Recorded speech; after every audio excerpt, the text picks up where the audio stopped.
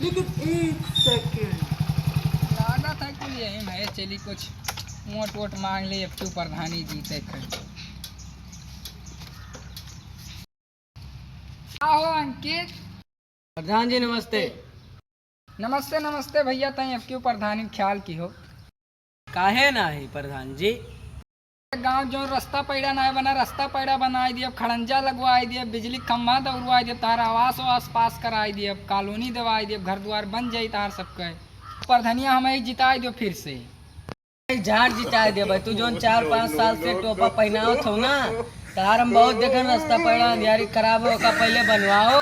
और बाल्टी घर तो ट्रांसफार्म लटकाए हुए, तीसरे दिन फ्यूज जुड़ जाता है और हमें सबका फिर जोड़ावे पड़ता है कि प्रधान झाड़ जिता दे।